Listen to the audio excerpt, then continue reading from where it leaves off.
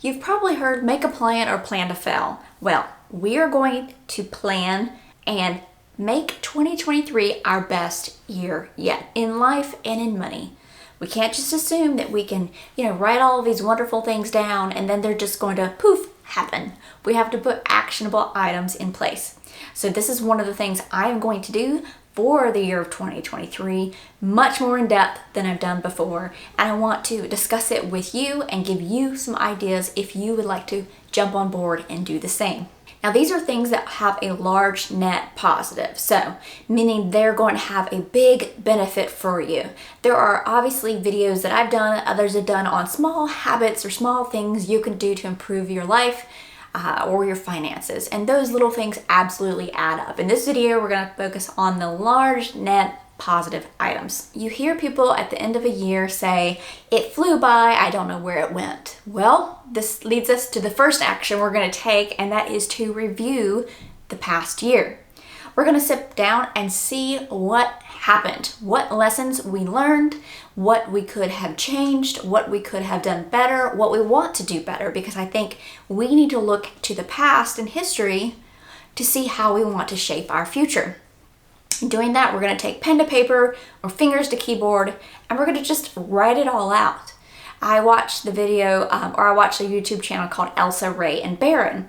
If you don't know them, check them out. You guys recommended them to me about 18 months ago or so, and they lived in a scamp for 6 years. So they traveled and they lived in this little scamp, and then they are now have their land and they're building an off-grid house. Well, she said something in this last video where she, over the past summer, building the house, felt like time flew, which hasn't been her experience over the last 6 years because they've been very intentional with their time. And it was something she didn't want. She wanted to make sure she lived in the present of each moment. So in reviewing the past year, we can review where we can make those changes towards whatever goal it is that we're looking for. Speaking of goals, we think that goals are the way that we're going to be happy. If we get here, then we're going to be happy. But then when we get there, we're like, oh no, I need to be here and then I'll be happy. And then here, and it's just a endless cycle. So what we're focusing on is the wrong thing, where we need to be focused on the process to get there. That's the enjoyable part. That's the part that lights us up. That's the part where we have to critically think, where we have to be creative, where we have to come up with solutions, where we have to evolve to get there. It's not the end goal, it's the race to get there or the marathon to get there. And when we change our perspective and reflect on that, it starts to put things in a different picture. So look at goals differently. Look at the path to get there. So the actions to take here, again, pen to paper. So a way to start out might be thinking, what are the 5 big things that happened this year as far as timeline? And what that's going to do is open up your brain to the possibilities of getting down to the nitty gritty of what you learned, right? And then what in 2022 did you not do that you want to do in 2023? So what didn't you accomplish, or what just do you want to accomplish going forward? Now, when writing goals, don't just make it some big balloon or umbrella type thing, okay? You need to be very specific. I wouldn't say something like, oh, more family time, or my health a priority, or those things are being more mindful. Those are too big and not definable, not actionable, okay? You'd have to whittle them down. I would say they need to be smaller so that you can execute a plan. If you look at it like a business doesn't say, yeah, this year we're going to have a whole lot more sales. No, they put an actual business plan into place. They want to reach X amount of sales in the first quarter, and then X amount of sales in the second quarter, and so on and so forth. They put those goals down, and then they see what actionable steps do we need to take in that first quarter to reach that sales goal. What is it that you want to do in 2023? Is it a new job? Is it saving more money? Is it losing 10 pounds? Is it cooking at home more? Is it reading 1 book a month? Okay, what are those things? From there, what you will do is then break down that goal. All right, so let's assume you want to now read 1 book per month, every month of the year. Okay, so what do you need to do? Well, go ahead and go immediately onto the library, online, pick out what book you want, set it aside, and go pick it up. Start reading that book. But as soon as you get it, do this. Put a Google Calendar reminder for 2 weeks from now to say you have 1 week left before that book is due, that you need to finish it, so that you can finish that book in that 1 month. Keep that book with you, keep that book by your bed, keep it wherever it is that you're going to read it. You want to make the goal easy to access and not to where you want to make sure that you have the time to read it. So the goal needs to be actionable and remind you along the way, and again, accessible to you to make it the path of least resistance.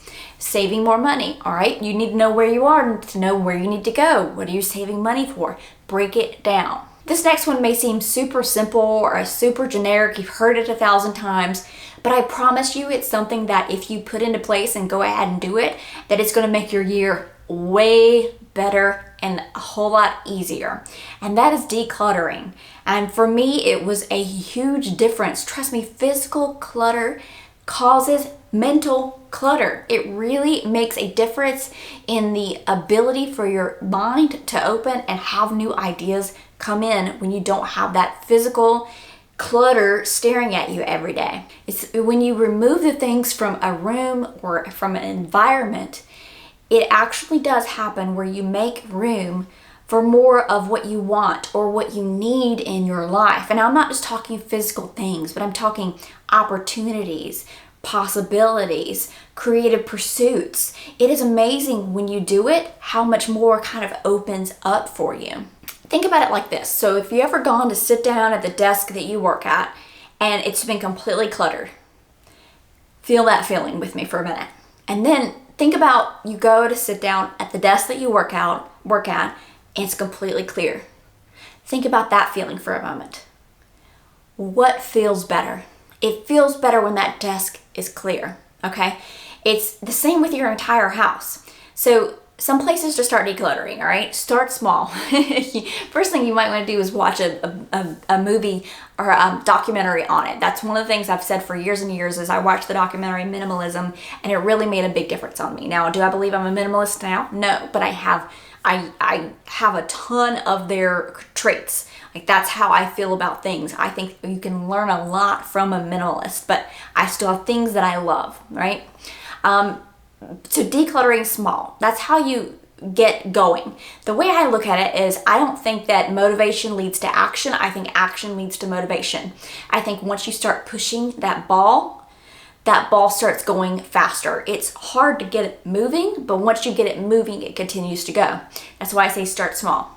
So your purse, social media, your desk, your pantry, and then the rest of your house. So I have some videos on decluttering. I'll try to link those down below and try to do more of them going forward in the future. But decluttering is one of the ways that you can really set the year up, because what you're basically doing is cleaning up to have that fresh space for those fresh ideas, for that fresh opportunity to come into your year. So the last one to try to make your year the best year yet is let this be the year that you finally get your finances in order. Now, you may already have your finances in order, but there might be a goal that you've set up that you just haven't made the progress you wanted to on it.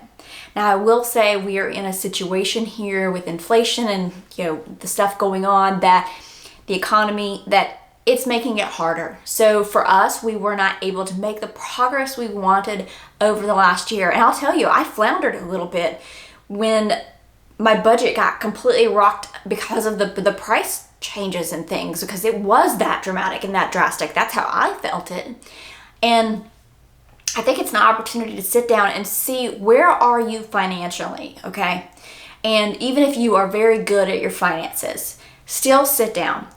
So what you want to do this is to calculate your net worth. And we do this twice a year. It just really helps us. So what your net worth is your assets minus your liabilities. So the things that you have, the money you have in 401k, the equity you have in your house. We don't use vehicles as assets because they're depreciating value. Any monies that you have set aside or equities in things like a home. And then minus your liabilities, which is any debt you have. So for us, it is just our mortgage. And that's how you evaluate where you are. And if it's negative, okay, what is the plan to put in place? So, but if you don't know where you're starting, you don't know where you go, you don't know how to get there. I mean, you don't go to Google Maps and say, I want to go here and not put in the start location, right? Just doesn't make logical sense. So what I would do, and even if it's just, again, even if you're really good at it, it's good practice at this time to set up for the next year, is print out 3 months of bank statements or credit card statements or budgets, if you have those, as far as the reconciled budgets, okay? Where are the holes in your boat? Where are the places you are spending discretionary money that seems like a waste, that looks different for everyone, right? You're going to figure out what your priorities are. But there might be something that you haven't given attention to, given brain space to for critical thinking, because again, you've been busy, it is what it is, and now you're going to sit down and go, is this really a good use of my money? The same as when we do is a good use of my time. So you're going to determine from this what it is that you're trying to get out of your finances. What's the end goal here, right? Are you in debt and you want to be out of debt? Okay, do you want to pay off your mortgage? Do you want to pay cash for a car? Do you want to stock away 6 months worth of expenses for an emergency fund? What is your goal? And from there, you can, again, drill down to those minute details of what you need to do to get there. Now, one of the easiest ways to get there is to embrace frugal living. People are so scared of this concept, or they think it's cheap. This happened to me this past year where I went, well, am I frugal? Yeah, and there's not a darn thing wrong with that. I'm going to own that. At no point, no matter how much money we may or may not have, is that going to change, because that's just how my brain operates. I don't see a point in wasting. And some people think it's just cheap. No, it's prioritizing what's important to you. And I don't think that is ever a bad thing for anybody. I don't think prioritizing what's important to you is a bad concept for anybody to take on. The other thing is not to necessarily money shame anybody for a luxury they might partake in, okay? Because we're all going to be different. So with frugal living, it's about what's important. So one person, and I always use the coffee because it's easy, their thing might be having that gourmet coffee every morning, and that's their thing. But they're frugal in all other areas of their life. They bring their lunch, they never eat out, they meal plan, whatever. But then you might have the person who doesn't give a hill beans about coffee and is fine with their Keurig or their K-Cups or whatever, their folders, but they like every once in a while to be treated and go out to a really nice dinner where a chef cooks and where they clean up after you, and it's just really delicious foods and sauces and service. Well, that's what's important to them. Maybe you are somebody who likes vacationing, you like traveling, and that's what's important to you. But for me, it's not. More of me getting somewhere quickly and sitting and relaxing is more important than seeing the world, right? What's important? So finally getting control of your finances can seem daunting or scary, or, I don't want to be controlled in that way. It's not control. It's finding what works best for you and implementing that. So these are the 3 things that for me, I am going to do going into 2023 and into 2023. And it's putting together a review of the last year and where I want to go from here. Decluttering, because that is an ongoing situation. Things still get legs and come into your house. So it's one of those practices that you just have to continue. And it becomes easier and easier over time, obviously. And then finances. As financially savvy as any of us could be, I think there's always room to, again, still reflect, because we just gotta get comfortable in our old ways rather than sitting down and spending some brain power that might benefit us. So if any of these are something you are going to hop on board and do going into 2023, let me know in the comments down below. If you enjoyed this video, make sure you give it a thumbs up, and don't forget to subscribe to my channel. I would love to have you back for more videos.